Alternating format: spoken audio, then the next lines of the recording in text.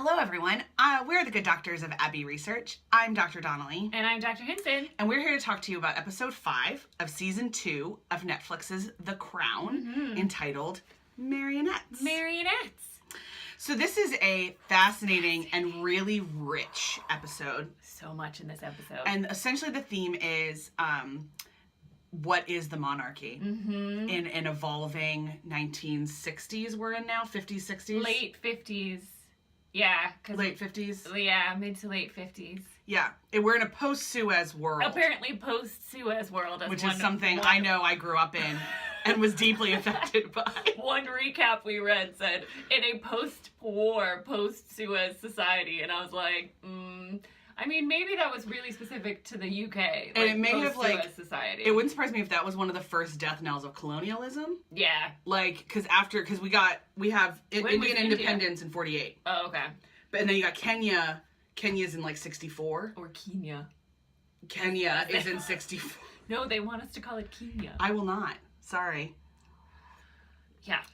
So this is a fascinating episode, and the device through which that they explore this is essentially a newspaper article. Yes. But when you hear low-key journal. Yeah, you hear newspaper article, what I want you to think is dude wrote a blog in a coffee shop somewhere in Des Moines, Iowa, and it went viral. Yeah, that's effectively what happened. Because he is when the guy gets interviewed on television. Yes, Lord Altrincham. Yeah, he did not think anyone was going to read this thing. Yeah. It's super clear. At least the way the show is playing it. I've not read historical stuff. Maybe he did it intentionally. Yeah, but the actor is like... And he didn't expect it to blow up as big as it did. No. But he criticizes Elizabeth effectively and the monarchy. And for lots of things that he feels they are doing and not doing right. And to be frank, I think if all of us were in Britain, we would have agreed with him. Because they're very bog standard stuff. It's that she's too formal. She is, in her messages, it doesn't sound like she's actually cares about her people, although we know she does. Yeah. And this guy takes that supposition. He's like, I know you're not this person that you're presenting to the world. Yeah, and they showed it in a really fascinating way in that he was in the dentist's office, and the Queen was speaking at a car factory, and the Queen's speech was on the radio. And he watched everyone, it was really brilliantly done television. He watched everyone in the waiting room kind of be like, what? Is that what she's saying? Yeah. What? Who? Like, what? Because it wasn't a great speech. It was very tone deaf. It was very pre-war. I don't know about pre-Suez, but like pre-war, 100% written by Tommy Lascelles or somebody who was influenced by Tommy Lascelles.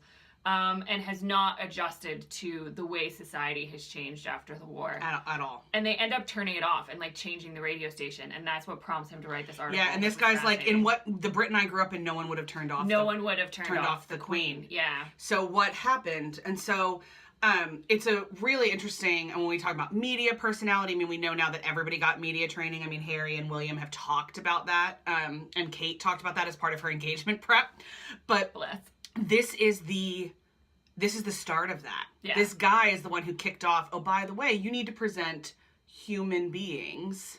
Because that's what and he says several times in interviews, because we follow him throughout the show, that the Queen's job is impossible. Yeah. She has to be both divine and human. Yeah. And that's impossible. But he doesn't want her job. He thinks she's doing a great job. His whole point is essentially she's got to have better PR. Yeah, and so it's really like the birth of modern PR for the royals. It's a fascinating episode. And then she gets a visit. So the scandal continues to grow. The prime minister, who I can't even remember his name, but this summary in front of me is telling me his name is Macmillan. But let me tell you, of the names of British premiers that you need to remember, this man, I have no idea what he did at all. I'm assuming he was a Tory. Like, that's, like, I don't even know. Yeah, because he came out of, after Eden. Yeah, he's probably a Tory, sure. Whatever. But he visits the Queen and he's like, can I remind you that we're starting to see the toppling of monarchies? Yeah. And, you should meet with this guy and talk to him. And she is, like, livid. Embarrassed. Yeah, what can this man... he goes on television and says horrible things about her. Says that she sounds strangled. Yeah. Which boring. She does. Really... It's not. It's a little bit too... Ooh, Oh dear. oh dear. It's one of my favorite things to say after watching this show. If something goes wrong in my But, like, life. I'm sure that Claire Foy has to, like, tilt her head back to get that accent. Like, she's gotta, like, constrict her esophagus. Oh dear. Oh dear. I'm just feeling my own esophagus to do that. So she comes and he thinks he's meeting with the private secretary, her private secretary, Martin. They all start with M's. It's now Martin, I think. Also, he goes, this dude, takes all her staff to task too. Oh yeah. Like, he essentially says, not only it's everybody's fault. Yeah. It's like everybody is failing the British people on this, and it is, again, utterly fascinating. I absolutely love this episode. And so he thinks he's meeting with Martin, her private secretary, and he's in the office and he makes some comment about a photograph, and like the Queen is like, hello, and he's like, and he ends up convincing her. He said, I did this because I want to save the monarchy. I'm not trying to take down the monarchy. I want it to continue because I love it, but you have to adjust. And in the vein of, you criticize the thing you love the most. Yeah, and she's like, it's brilliant. For this, I loved the Queen in this episode. Mm-hmm. It was definitely about the crown. Thank you very much, writers. Thank you.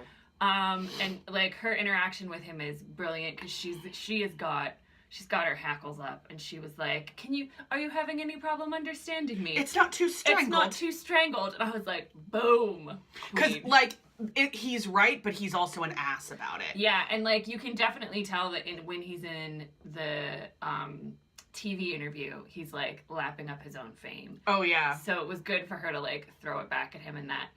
But he proposes many changes, but the two most immediate ones that we see in this episode are televising the royal Christmas message, which is a huge deal to this day. And so we see the prep for this. We like flash forward Lizzie. to the prep for this, and she is like petrified. Poor little introvert Elizabeth. They also keep putting her in champagne, which washes her out. Like, put the girl in jewel tones. I know. Why are we putting her in champagne? She's so wonderful in vibrant colors. Why do we keep putting her in champagne?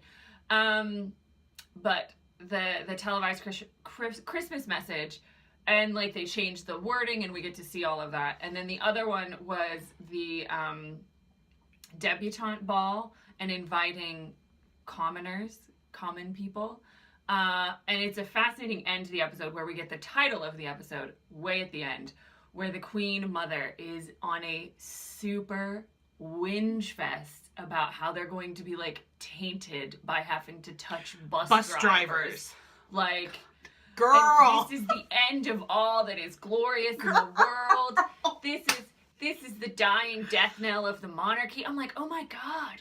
They're your people. These are the people you are supposed to represent. And she's like, they're treating us like marionettes. I was like, that's what you are. Like, it's a constitutional monarchy, which means the power resides with the people. Wow. My God, she's an idiot. Wow. So my thought in watching that, which I said to Dr. Donnelly, was, I wonder how much damage the Queen Mom's opinions did to our Lizzie. Mm-hmm. And like at what stage she starts to go, Mom, zip it. It's very clear to me that she does that after the death of Diana. Yeah. Like when you think historically, she doesn't really understand her people as human people until the 2000s. Yeah. So honestly, I mean, yeah, because. And it's the way that which I hope they show, the way that the monarchy handled Diana's death. I mean, let's talk about a big thing done badly. Oh, it was terrible. I don't think the Queen has got that much bad press since possibly this article in this show. Oh, yeah. In this episode. Awful. It was atrocious. It's also why a lot of people hate Charles, by the way. It was the immediate aftermath of that situation. I mean, like, we always thought he was a doddering old idiot to cheat on. You know, when you read newspaper articles from the day and the gossip rags and everything, like, no one ever loved Charles. No. But then watching how the Crown handled the death of his ex-wife, who was beloved with a capital B. Like, all caps beloved. All caps beloved. They beloved his children. They beloved everything. And then they see how he and his mother handle her death. Oh no, we're done. I mean, I remember reading a book that took, like, a fiction book, but it took place right after that. And people were already talking about skipping Charles in the succession. A lot of people wanted to be like 8. a lot of people will say this to me because we lived in the UK and they'll be like, can't they just skip him? Like, Yeah. Also, because now at this stage, people like Charles a bit more. He's settled with Camilla. But just that he's so old, everyone's like, you kind of want to see, we want to see a young royal. Yeah. And at the pace we're going, we might not see a young royal until maybe George. Yes, yeah. George, is that his name? George. Yeah, William's firstborn. Because by the time unless Charles is like king for a ceremonial 5 years and then abdicates, which would be bucking a lot of tradition because most people, like, you don't abdicate in this family anymore because that's what David did and that was a big to do. So like you're supposed to die in this position. But how old was the Queen Mother when she died? Like 103 or something? And Elizabeth's 92. So we could be looking at another decade with Elizabeth. Charles is already in his 70s. Yeah. William's going to be like 65 by the time he takes over. And that'll be a young royal. A young royal. And then he'll rule for, yeah, I think we're just stuck with old royals. Unless Charles bucks the trend, which when you listen to royal watchers, they talk about him wanting to do it because Camilla has no interest in like actually ruling anything. She likes the life that they have now, which is they get to do a lot of ceremonial stuff. They get to spend a lot of time in Ireland and Northern Ireland, which she loves. And she does a lot of charity stuff. Tons. She's a patroness of like 900 things. Yeah. She seems, by the way, to be a good lady. I mean, I think it was just a really horrible situation for them in that they were in love. The Queen should have never, ever made Charles marry Diana, is what it comes down to. Yeah, because, like, they were together and they wanted to be together, and then he knew he wasn't going to get to marry her, so then Camilla got married, and so then, like, Charles got married, and then they still loved each other, and it was forever. It's actually kind of romantic. Yeah. I mean, he did his duty. He wasn't feckin' David. Like, he did his duty to Crown and Country. This one falls on Lizzie. You just let people marry who they want. Yeah, this one falls on Lizzie. Which I think she's now at that stage where she's like, you want to marry an American actress? Go for it. She's adorable. She's going to give me very pretty grandchildren. This sounds great. Great grandchildren. You want to marry, like, the Middletons are middle class, but common. Like, they're not. They're upper middle class. But they're not commoners. peerage. Yeah, they're not peers. They're not. So, anyway, it was a fascinating episode. I loved this kind of stuff. This is the stuff we're here for, show. More like this.